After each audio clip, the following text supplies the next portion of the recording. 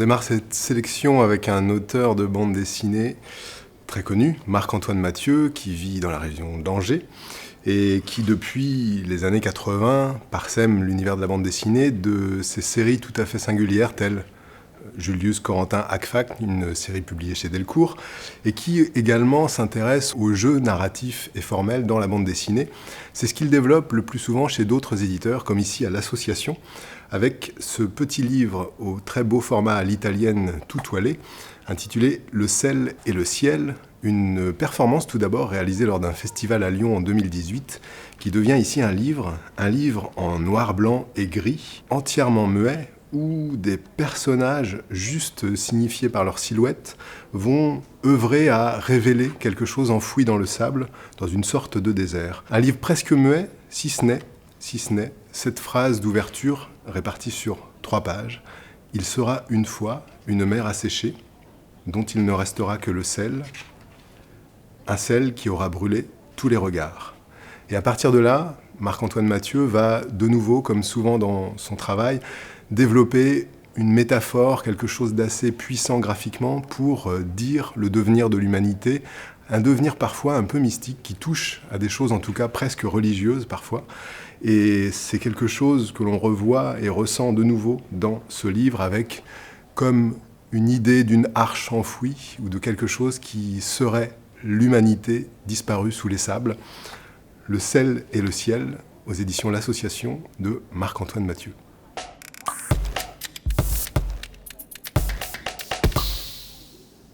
Le roi géant de Marine Desmazeries et Bénédicte Desmazeries. La première est la fille de la seconde vit dans la région, est écrivaine, la première est dessinatrice, et ensemble elles ont conçu ce très joli livre à l'italienne, donc aux éditions Lapin. Le roi géant, un livre tout à fait étonnant dans sa forme et sa narration, tout d'abord parce que il est entièrement en rouge avec quelques détails qui légèrement peuvent être un peu bleutés et qu'on devine seulement à la première lecture. Car ce livre a 2 lectures. Une histoire médiévale de pouvoir, un roi qui tente de garder le pouvoir, qui déclare des guerres, qui part combattre. Somme toute relativement classique, même si le dessin très minutieux et enluminé de Marine Desmazeries donne quelques éléments de reproduction de miniatures médiévales.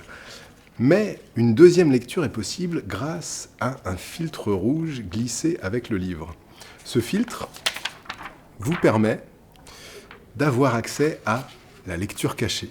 Le livre révèle alors, par ses dessins et par son texte, une toute autre histoire, beaucoup plus osée, beaucoup plus sexuelle, une histoire de conquête également, une histoire qui met en regard, de manière maligne par les 2 autrices, le pouvoir, le sexe, la domination, la masculinité, de manière beaucoup plus contemporaine que la première histoire médiévale. Il me faut vous en donner un exemple, même si je ne sais pas si ce sera suffisamment explicite, et puis, logique oblige, j'en choisis un plutôt chaste. Voici une page où le roi est acculé par quelques sujets.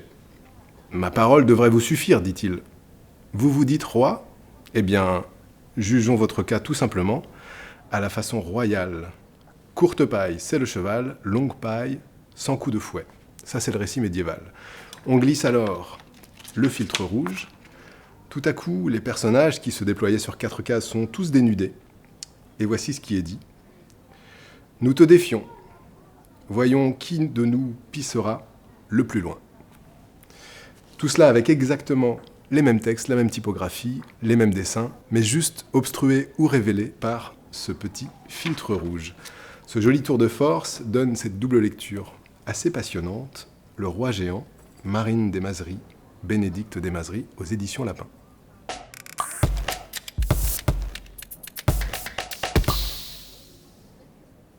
Un très joli petit livre jeunesse, bande dessinée jeunesse, signé Milena, qui est une autrice qui vit à Nantes. C'est Elia et sa tribu. Les oiseaux de terreur, c'est le premier volume d'une possible série, publiée aux éditions Ozu. Dans ce format souple de roman graphique et de bande dessinée maintenant habituel en jeunesse, on trouve, avec cette histoire préhistorique, vraiment toute une puissance et une force narrative que je n'avais pas lue depuis longtemps dans la bande dessinée jeunesse. De quoi s'agit-il ? Elia, c'est une petite fille qui vit avec Léo, un hyénaodon, qui est l'ancêtre d'une hyène.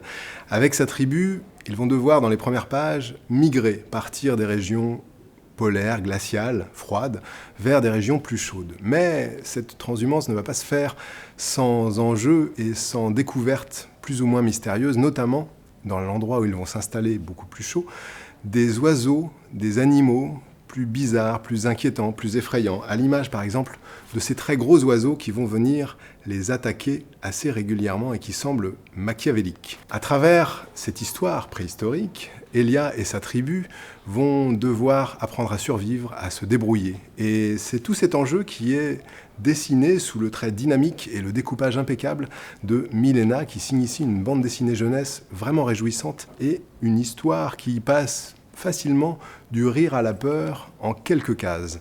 Elia et sa tribu, les oiseaux de terreur, aux éditions Ozu, c'est signé Milena.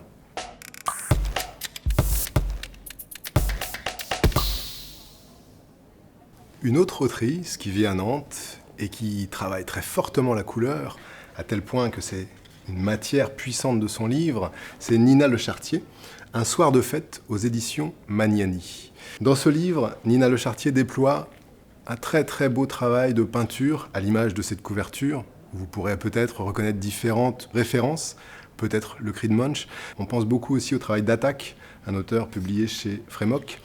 Mais c'est une singularité que développe ici cette jeune autrice. C'est son premier livre, 7 nouvelles, Un soir de fête et autres nouvelles touristiques. C'est ainsi qu'elle l'a sous-titré. Ces nouvelles sont construites sur des impressions fortes de peinture, de dessin, qui souvent touchent à l'abstraction, mais pas toujours, alors que le texte est, lui, tout à fait concret. Des moments de vie, du récit, du quotidien. Voici un petit exemple, baptisé La cure. Un jour, je suis tombé malade et j'ai vomi. J'ai vomi au pied de mon lit et dedans. J'ai vomi sur le lavabo. J'ai vomi sur mes chaussettes. J'ai vomi sur le chien. J'ai vomi par la fenêtre, sur un passant. Nina Lechartier, Un soir de fête, aux éditions Magnani, qui signe là un très joli livre, comme souvent dans leur catalogue.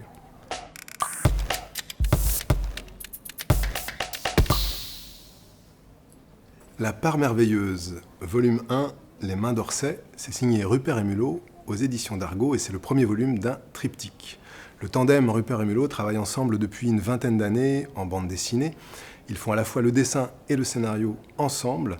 Et Jérôme Mulot est un auteur qui maintenant vit dans la région nantaise. Ce livre est quelque chose d'un rien nouveau dans leur parcours, puisque si ça n'évite pas l'humour, la férocité et quelques têtes décapitées, comme souvent dans leur œuvre, on est dans quelque chose d'un peu plus positif et lumineux, à l'image de ce titre, La part merveilleuse. Un livre où, dans le quotidien contemporain d'un certain nombre de personnages, dont le dénommé Orsay, qui donne son titre à ce premier volume, eh bien, se sont invités depuis quelque temps des toutes. Les toutes sont des sortes de formes extraterrestres. On ne sait pas bien pourquoi elles ont débarqué un jour sur Terre. Ce sont des formes vivantes qui se déploient, prennent différentes formes, vivent, existent, et parfois tentent d'entrer en communication avec les humains, tout ça de manière tout à fait pacifique. Sauf que ça encombre un peu les villes, et les municipalités, les décideurs, ont commencé à vouloir les mettre un peu au banc de la société.